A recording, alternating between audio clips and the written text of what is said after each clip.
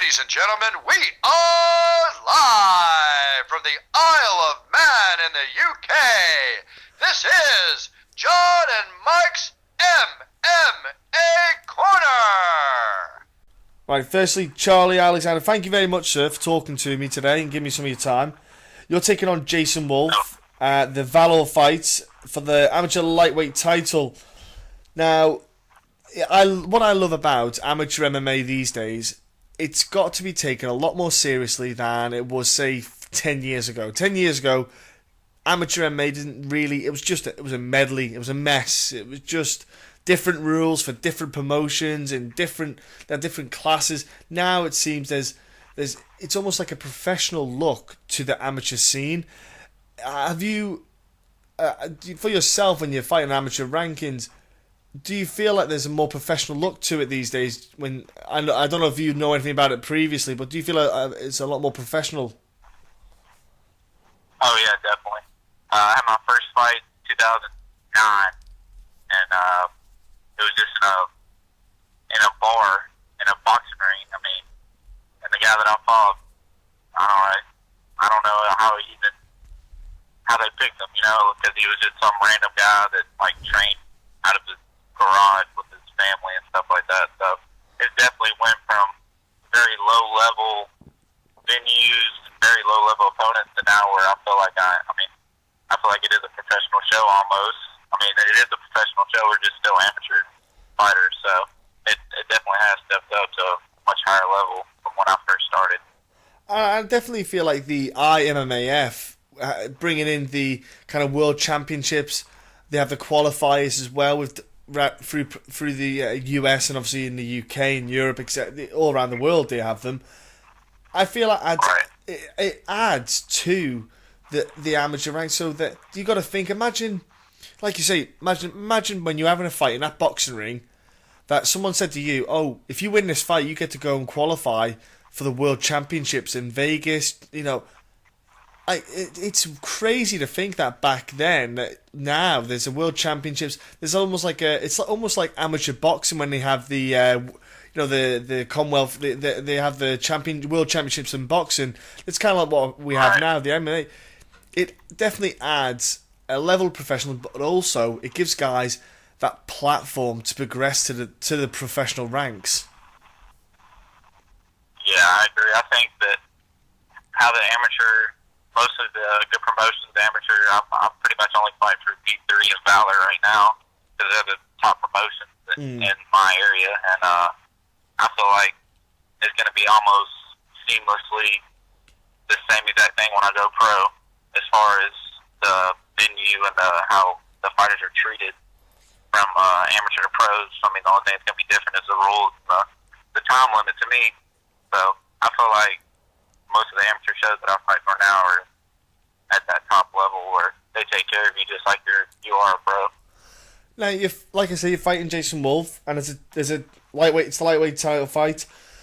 Do you feel having this lightweight title, if having the title, defending it, having that kind of status, do you feel that once you've established that, is the time to move to professional ranks? Do you have a time scale in your head when you feel you'll be ready? Yeah, I mean, I've been amateur now for 6 years, and I'm about ready to go pro now. Just MMA has been pretty much my transition in MMA from right out of high school, and I've been doing it in the midst of going to college, starting my career, what I do now. So I pretty much got my schedule set up now where I can set aside time to train every day, and here in the next, probably this year, I'll be turning pro. I don't know a set date yet, but I'll be turning pro this year. I plan on, if and when I win this Valor title, I'll probably defend that once, and then I got another title I'd like to defend one more time. So now, you say you'd like to do it this year. I've spoke to the CEO of Valor Fights. He's looking to get a Fight Pass deal set up and signed, hopefully within the next 10 days or so, maybe, or it could be 2 weeks, depending. They're going through like there's little bits to finish off with. With the chance of it going on to Fight Pass, again, that is another platform to get yourself out there, even and going into the pro ranks. You know, if you fight in Valor for the pro ranks, you know, that's great exposure again. Does anything, when you think about it like that, does that excite you then when you go to the pro ranks, especially when you're fighting on a promotion like Valor, that they'll have that, hopefully they'll have that all set up by then?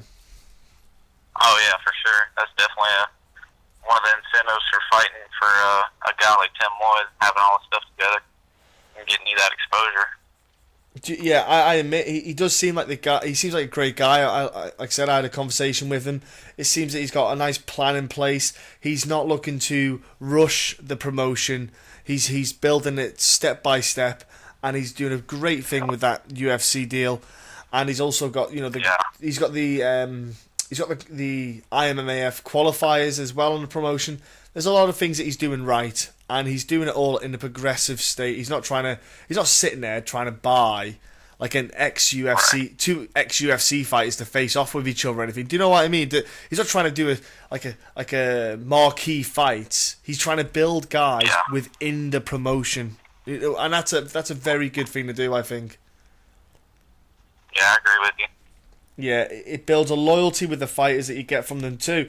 Now, like you say, you've been amateur for a while. You've obviously, the great thing about doing it is you can iron out all the kind of mistake. You can make all your mistakes now as an amateur. You can learn. You can keep growing. You can keep growing. For you as a fighter, then, what did you find that when you first kind of started and evolving? Where did you find you were going wrong? What was your mistake? What kind of mistakes were you making earlier on that you've rectified now? I'd say earlier on, whenever I first started, I'd go out there and I'd blow my wad real quick. First minute or two of the fight, I would just go. And now, I mean, I have a game plan. I don't just try to rip the guy's head off the whole fight. Now, I kind of everything I do is for a reason. I make a game plan. I stick to it. You know, I don't just go out there and kind of aimlessly fight like I did at the beginning. I just let my athleticism in the beginning kind of get me through some fights, and now I actually got technique. I got a game plan. I got a lot of skills that I can use now that really helps me out compared to when I first started 7-8 years ago. I mean, I'm a completely different fighter now. I was just an athlete when I first started, and now I feel like a real martial artist, and I feel like I can hang with the best people out there anywhere in my weight class. Now, will you be staying at lightweight when you go to the pro ranks? Because some guys in the amateur ranks like to go a weight class above and then cut down for the pro ranks. Are you going to stick around at lightweight, are you? Or I'm going to jump. I'm going to do 155, and I'll do 145 also. I've never went down to 145, but I can make the weight. I mean, I'll walk around pretty light for a lightweight, but I feel really strong at lightweight still. I don't feel like anybody really outstrengths me. But the difference between lightweight and 145 is there'll be shorter people at lightweight. I mean, my last 4 or 5 fights, all the guys have been over like 6 foot, 6'2", 6'3", and that kind of gets old after a while. So I'd like to fight at 145 too. Yeah, I've noticed that with some of the weight classes, some guys, they're absolute giants in height in their weight class. I think bantamweight. I think I saw a guy who was about 6'2", 6'3". That's a big guy for 135. For 135 to be over 6 foot, that's a pain in the backside to deal with. But then again, it does have its pros and cons, because when you get to that length, you're going to have the same weight, but your muscle mass, everything's stretched out a lot more. It's not as compact. I don't think, there's pros and cons to everything, really. I think there is like there's an optimal height for each weight class, and, if you can't see it, if a guy's like fighting at 125 and he's over 6 foot tall, he's just going to look like a scarecrow or stick man. It looks daft. Yeah. But yeah, I agree. I think, lightweight and featherweight's a good try. The thing is, you can try featherweight out, like you're saying. If you don't like it, there's nothing stopping you staying back at lightweight, is there? Yeah, I mean, I feel fine at lightweight, honestly, but I feel like I would just be on a whole nother level once I get down to featherweight. Yeah. So I mean, I'll test it out and just see how it goes, really. I mean, my first pro fight will probably still be a lightweight. I mean, I'm not going to jump to featherweight just my first fight No. as a pro, so No, I'll take no. my time. Makes a lot of sense. It makes a lot of sense. Honestly, Charlie, it sounds like you've got your head screwed on. And look, you're fighting Jason Wolf on the 27th February for the lightweight amateur title at Valor Fights. I'm sure it's going to be a hell of a fight. Ladies and gentlemen, if you cannot make that event, you can stream it via the Valor Fights webpage. If you go on there, they have the links and all that, you know, all the information you need to go and stream it. Look, Charlie, before I let you go, can you give a shout out to, you know, sorry, not a shout out, let's start off with your social media actually. What social media have you got that people can jump onto? I got a Facebook. It's under C4 Alexander, and then also I don't use Twitter anymore, but I got an Instagram. It's C4_Alexander. That's my social media. There you go. Jump on there, folks. Give him a follow. Give him a bit of support. You know, getting ready for his big pro debut soon this year. And what about your sponsors? Do you have anyone sponsoring you? No, man. I kind of stay low key. I don't really got no sponsors yet. I mean, I'm waiting for them to come. You're waiting for them.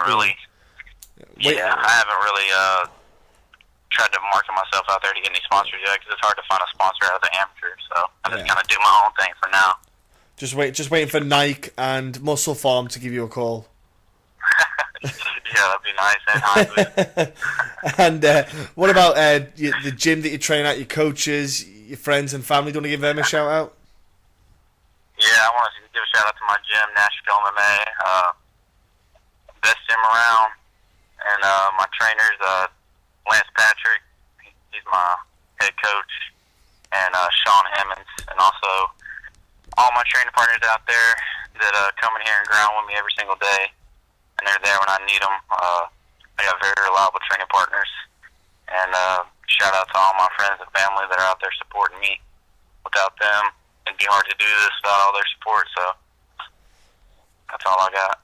Great stuff. Look, Charlie, have a great fight against Jason. Enjoy your fight and weekend with Valor, and have a great 2016, and enjoy your pro debut when it comes about as well. All right, I appreciate